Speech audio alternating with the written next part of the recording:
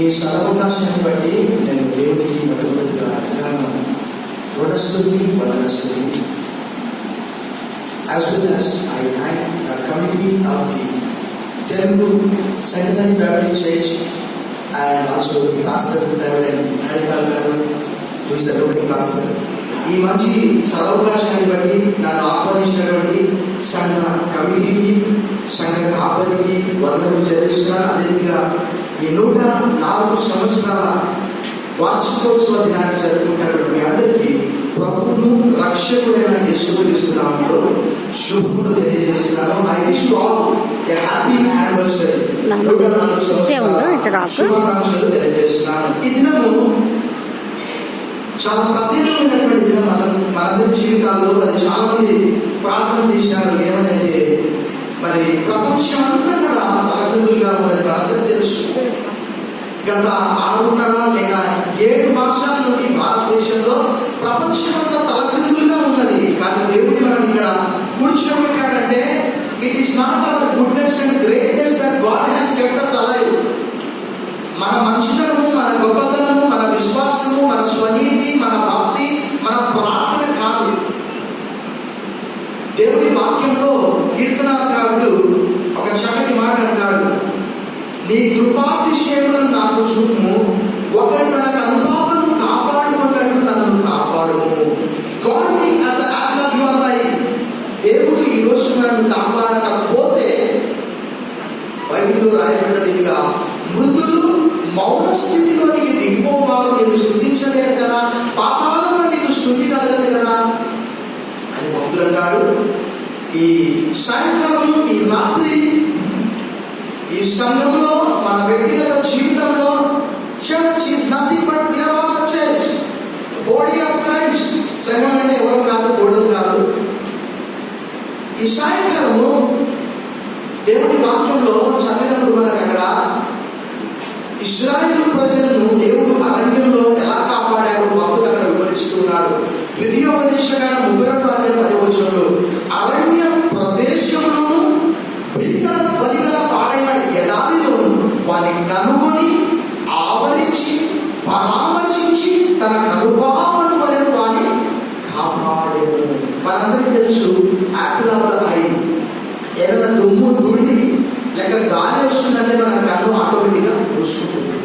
అలాగే ఇశ్రాయేలు ప్రజల్ని అలా కాపాడాడు, ఈరోజు మనల్ని అలా కాపాడుతూ ఉన్నాడు. The same God who was yesterday, today and will be.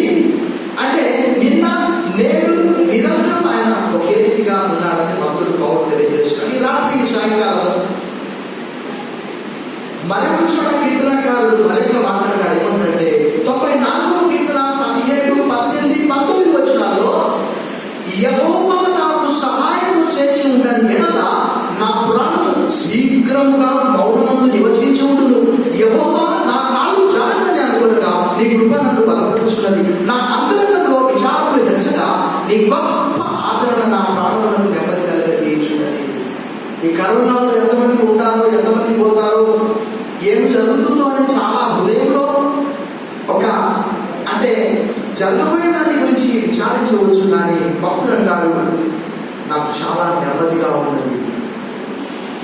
ఈ రాత్రి ఈ సంఘము కొరకు ఎవరైతే ప్రయాసపడ్డారో, ప్రార్థించారో, యెషయా గ్రంథము 49వ అధ్యాయం 4వ వచనంలో యెషయా ఇలా అంటున్నాడు, అయినా నేను వ్యర్థంగా ప్రయాసపడుతుంది, నా బలమంతా వృధాగా ఏర్పరచుకున్నాను అనుకుని, అయినను నాకు న్యాయకర్త యెహోవాయే, నా బహుమానము నా దేవుడి దగ్గర ఉన్నది.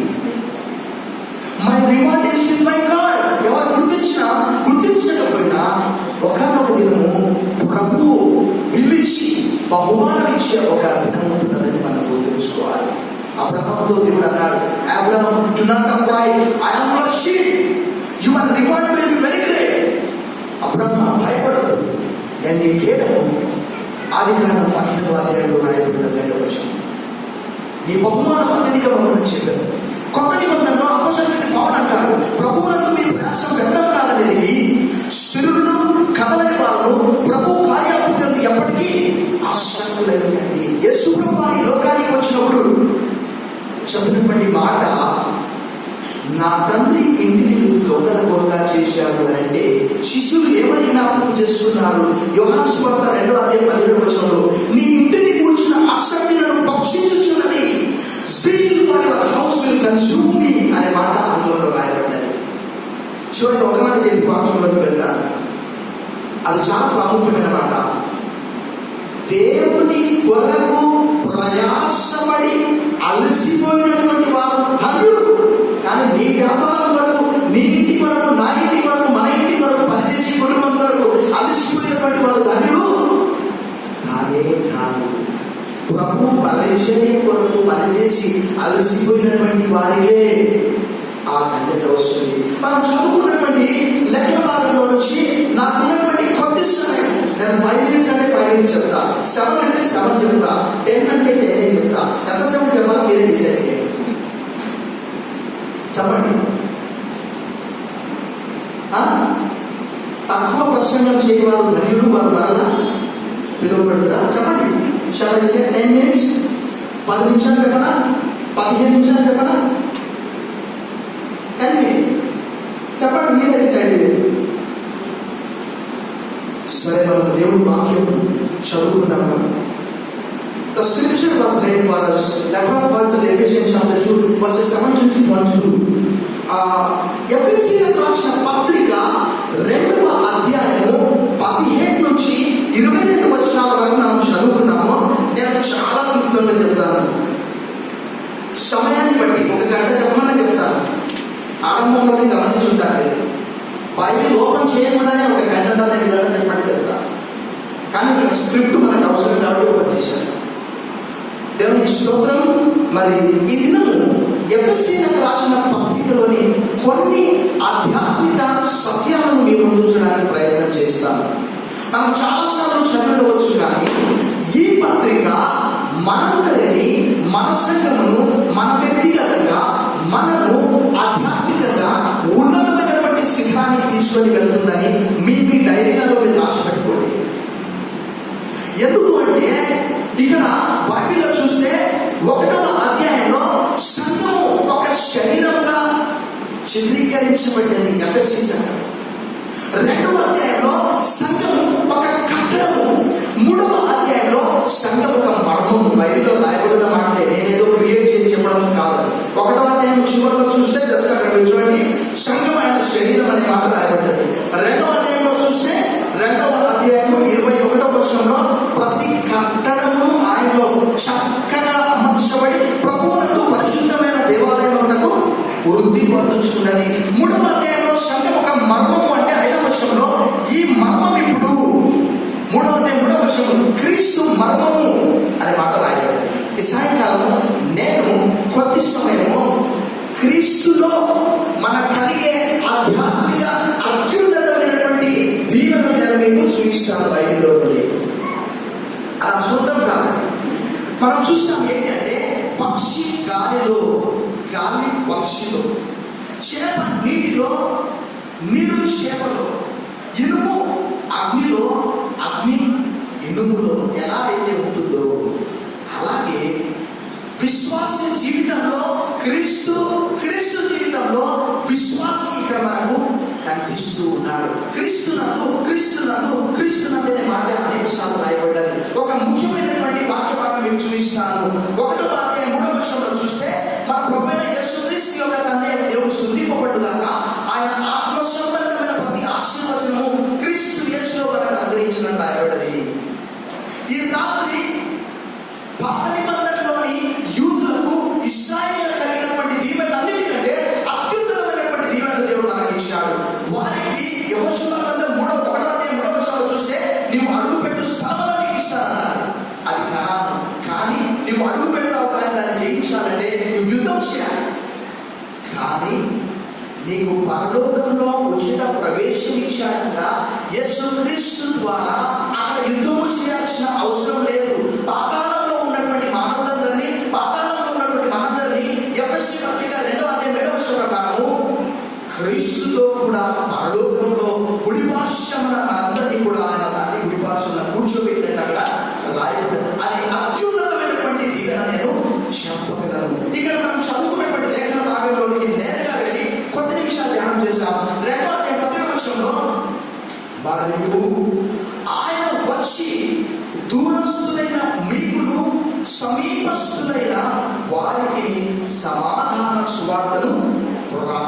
ప్రారంభించారు.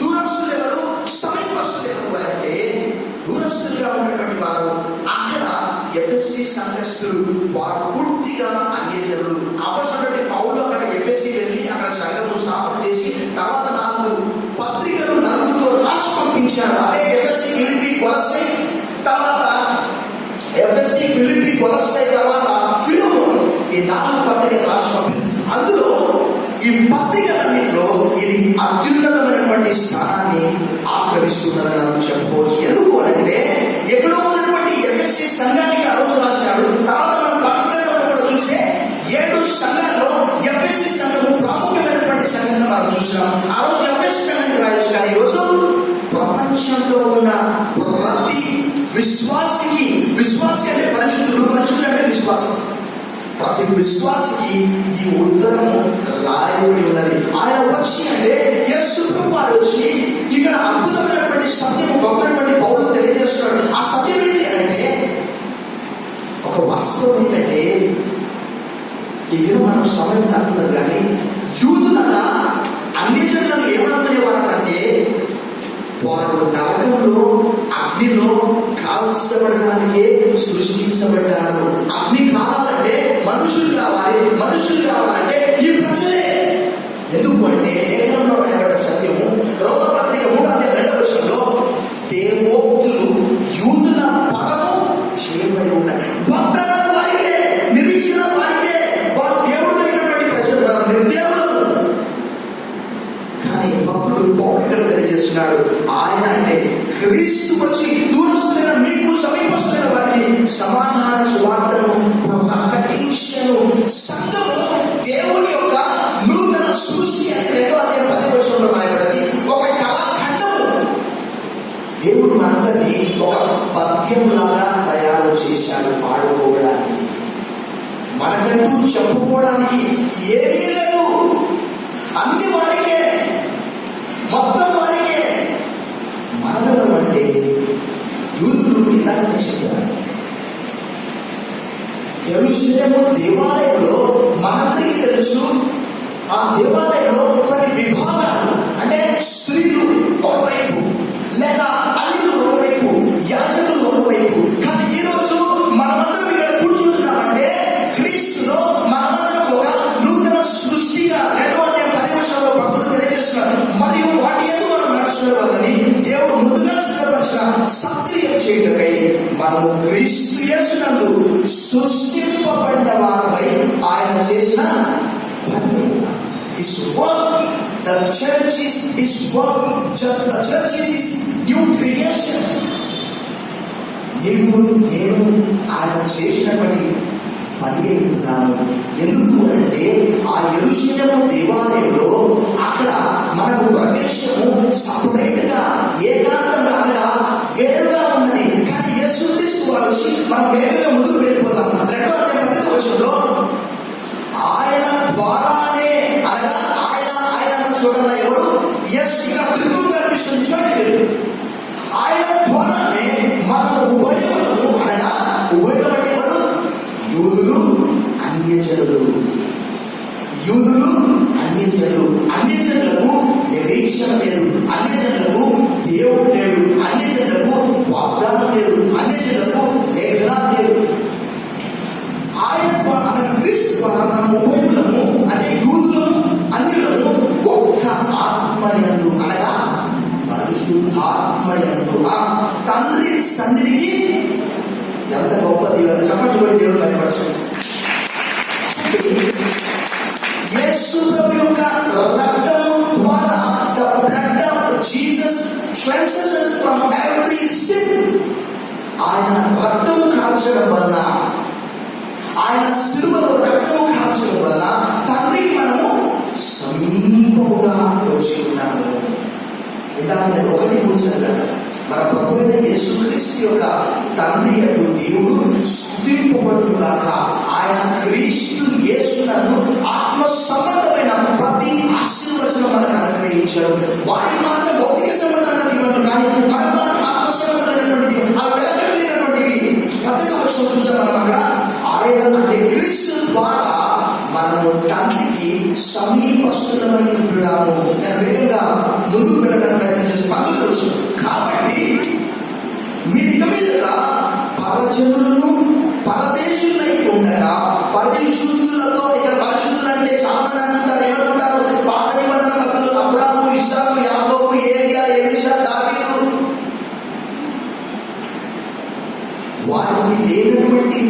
కూడా దేవుడు మనకి ఇచ్చాడు. ఎంత గొప్ప దేవుడు అంటే, వారు యూదులు వారు మెస్సియా కొరకు ఎదురు చూస్తూ ఉన్నారు. ఒక రాజ్య పరిపాలన, మెస్సియా వచ్చి మాకు న్యాయం చేస్తాడు, మాకు ఏలుతాడు, 1000 సంవత్సరాల పరిపాలన, ఈ రోమీలను అర్థం చేస్తాడని అనుకున్నారు. కానీ అన్యులకు అలాంటి ఆ నిరీక్షణ మెస్సియా గురించి వారికి తెలియదు. ఈ ఎఫెసీయులు ఎలాగో మనమందరం కూడా ఒకప్పుడు అలాగా ఇక్కడికి కూడా మరి మొన్ననే లోక్సభ తెలుగు ప్రకటించేసి 3వ సర్వీస్లో అక్కడ 176 సంవత్సరాల వార్షికోత్సవం జరిగింది. సామ్యుయల్ డే కాదు. ఇప్పుడైతే రకరకాల ఫ్లడ్లైట్లు, అప్పుడు లాంతర్లు కూడా లేవు. ఆ సమయంలో ఆయన వచ్చి ఇక్కడ ఎంత కష్టపడ్డాడు. అందులో దేవుని ప్రేమ ఉన్నది. భక్తుడు పౌలు ఎలా అయితే క్రీస్తు ప్రేమను బలవంతం చేయించడంలో, వారిలో కూడా దేవుని ప్రేమ ఆ ప్రాంతం నుంచి ఈ ప్రాంతానికి తీసుకువచ్చింది. చూడండి కదా. కాబట్టి వీరి మీద పరజనులు పరదేశులై ఉండగా, మనందరం తెలుసు అబ్రాహాము, ఇస్సాకు, యాకోబులు వారు పరదేశులుగా ఉన్నారు. నీ సంతానము పరవాసిగా అనగా ఐగుప్తులో 400 సంవత్సరాలు అక్కడ ఉంటారని చెప్పి దేవుడు చెప్పాడు. అది ఆదికాండం 15వ అధ్యాయం 18వ వచనంలో అక్కడ రాయబడింది. తర్వాత మనం చూసాం అపోస్తలుల కార్యం 7వ అధ్యాయం 6వ వచనంలో కూడా అక్కడ రాయబడింది. ఇక మీద మీరు పరజనులు పరదేశులుగా పరిశుద్ధులతో ఏక పట్టణస్థులను దేవుని గట్టి చదవండి అన్నమాట చదవండి. దేవుని ఇంటి వారునై ఉన్నారు. 2వ అధ్యాయం 19వ వచనము. ఎంత గొప్ప ఆధిక్యత మనకు ఎవరన్నా చెప్పండి. నేను కాదు, మనము దేవుని ఇంటి వారమట. ఒకప్పుడు మనకి ఇవన్నీ ఏమీ లేవు. కానీ 19వ వచనంలో ఏక పట్టణస్థులు, మన పట్టణము, మన పుట్టినిల్లు, మన స్థలము ఏది అంటే మన జన్మస్థలము చెప్పండి, పరలోకము. ఏది? పరలోకం. మన పౌరసత్వము చెప్పండి, పరలోకమందున్నది. అక్కడి నుండి ప్రభువైన క్రీస్తు యేసు రక్షకుడి కొరకు మనం కనిపెట్టుకొని ఉన్నాము. ఏక పట్టణస్థులు దేవుని ఇంటి వారులై ఉన్నారు. క్రీస్తు యేసే ముఖ్యమైన మూలరాయి ఉండగా. చూడండి, ఈ రాయి గురించి మాట్లాడాలంటే ఒక రోజుల్లో సరిపోదు. పాత నిబంధనలో అనేక చోట్ల ఆయన ఒక పెద్ద రాయి, అది కొత్త నిబంధనకు వచ్చే వరకు భక్తుడు పౌలు అనేక చోట్ల చెప్తాడు. కొరింథీయులకు రాసిన మొదటి పత్రిక 2వ అధ్యాయం 6వ వచనం, కొరింథీయులకు రాసిన మొదటి పత్రిక 3వ అధ్యాయం 6వ వచనం, 3వ అధ్యాయం 11వ వచనంలో చెప్తాడు. నేను నాటాను, అప్పుడు నీళ్లు పోశాడు, వృద్ధి కలిగజేసిన వాడు దేవుడే అంటాడు. అదే 3వ అధ్యాయం 11వ వచనంలో వేయబడిన తప్ప మరి ఒక పునాది వేయబడలేదు. ఆ పునాది క్రీస్తు. రాత్రి ఆయన ముఖ్యమైనటువంటి చీఫ్ ఆర్ కీ స్టోన్ అనే మాట అందులో రాయబడింది. అపోస్తలులు ప్రవక్తలు వేసిన పునాది మీద మీరు కట్టుబడి ఉన్నారు. వారు అపోస్తలులు అనగా ఇమీడియట్ గా అపోస్తలుల కార్యం 2వ అధ్యాయం 42వ వచనం జ్ఞాపకం రావాలి. అపోస్తలులు ఆ బోధ, వారి ఆరాధన కూడా అక్కడ రాయబడినది.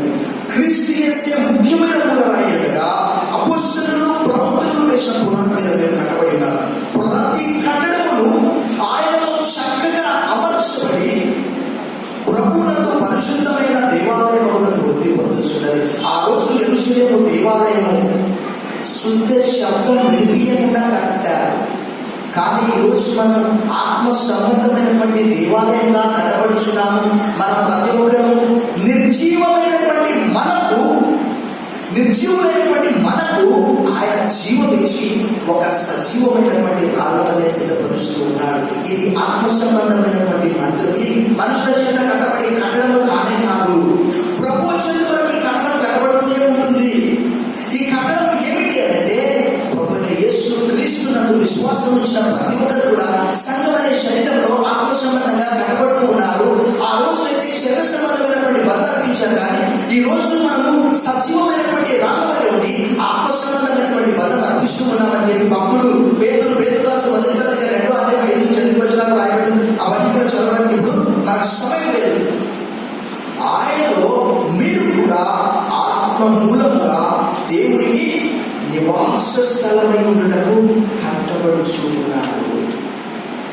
పౌలు మన జ్ఞాపకం చేస్తాడు ఏమని? మీరు దేవుని ఆలయమై ఉన్నారని మీకు తెలియదా? You are the temple of the Lord. ప్రభువు మీలో పరిశుద్ధాత్మ ద్వారా ఆయన మీలో నివాసం చేస్తున్నాడన్న సంగతి మీకు తెలియదా?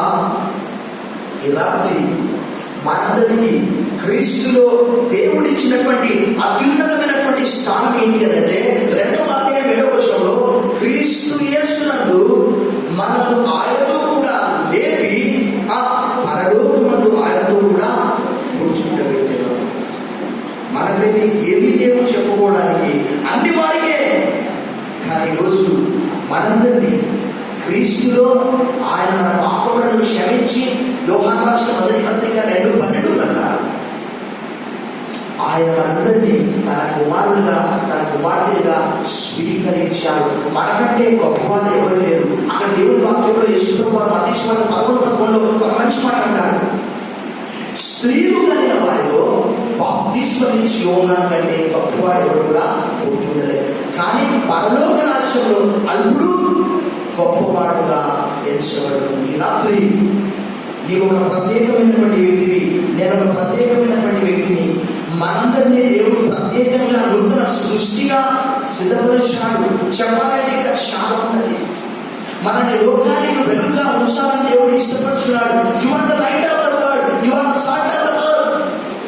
ఈ రాత్రి ఇలా చెప్పుకుంటూ పోతే ఇది మన మంచి పనులని బట్టి కాదు, విశ్వాసము ద్వారా మీరు కృపచేతనే రక్షింపబడి ఉన్నారు. కాబట్టి మనం ఎవరిని కూడా అతిశయపడడానికి వీలు లేదు అని భక్తుడు పౌలు అక్కడ అదే ఇంగ్లీష్ పత్రిక 2వ అధ్యాయంలో తెలియజేస్తున్నాడు. ఈ రాత్రి ప్రభు మనకు ఆయన రక్తము కాచి సిలువలో రక్తము చిందించి మనను దేవునికి సమీపంగా తీసుకొని వచ్చాడంటే, ఒక సంఘముగా చేశాడంటే అక్కడ రాయబడినటువంటి మాట వారికి మనకు చాలా తేడా ఉన్నది. మనందరికీ తెలుసు పేతురు కలిగినటువంటి దర్శనం అపోస్తలుల కార్యం 10:28